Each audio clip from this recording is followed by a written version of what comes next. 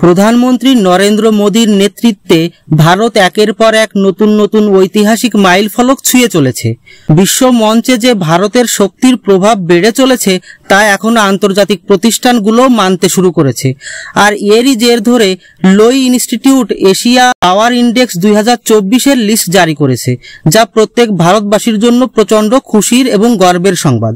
কি সেই খবর সেটা বিস্তারভাবে বলার আগে আপনাদের কাছে অনুরোধ রইল চ্যানেলটি সাবস্ক্রাইব করে বেল আইকনটি প্রেস করবেন, যাতে প্রতিদিন এই ধরনের কমপক্ষে 2টি ভিডিও আপনাদের কাছে দ্রুত পৌঁছে যায়। তো চলেন শুরু করি।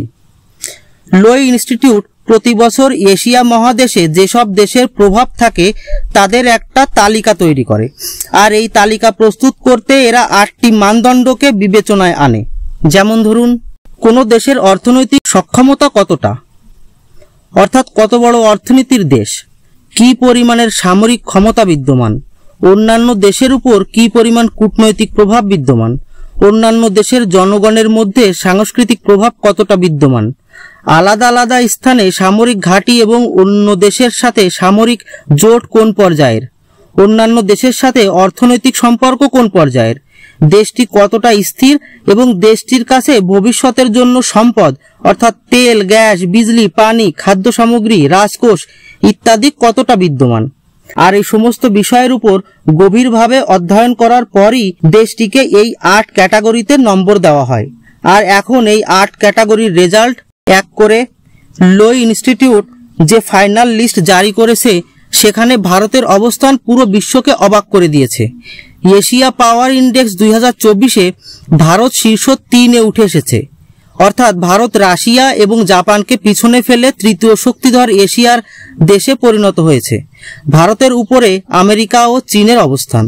আপনাদের মনে হয়তো একটা প্রশ্ন আসতে পারে যে আমেরিকা তো এশিয়াই দেশ নয়, তাহলে এই লিস্টে আমেরিকার নাম কিভাবে আসে? আপনাদের প্রশ্ন একদমই সঠিক। আসলে এই লিস্টটি হলো এশিয়া অঞ্চলে প্রভাব বিস্তারকারী দেশের লিস্ট। আর আপনারা জানেনই এশিয়া অঞ্চলে আমেরিকার সৈন্য বেস মজুদ রয়েছে, অর্থাৎ এই অঞ্চলে আমেরিকার সামরিক প্রভাব বিদ্যমান। শুধু তাই নয়, এই অঞ্চলে আমেরিকার রাজনৈতিক, অর্থনৈতিক ও কূটনৈতিক প্রভাবও অধিক পরিমাণে বিদ্যমান। আর এই কারণেই এই তালিকায় আমেরিকাকে অন্তর্ভুক্ত করা হয়। এবং শুধু তাই নয়, আমেরিকা এই তালিকার প্রথম স্থানে বসে আছে। আর আমেরিকার পরেই চীনের অবস্থান, যেখানে আমেরিকার পয়েন্ট 81.7, সেখানে চীনের পয়েন্ট 72.7, অর্থাৎ দুই দেশের মধ্যে পয়েন্টের পার্থক্য খুব বেশি নয়। আর বর্তমানে যেভাবে চীন আমেরিকাকে সব দিক থেকেই চ্যালেঞ্জ করছে, তাতে আমেরিকা কতদিন তার এই প্রথম স্থান ধরে রাখতে পারবে সেটা দেখার বিষয়।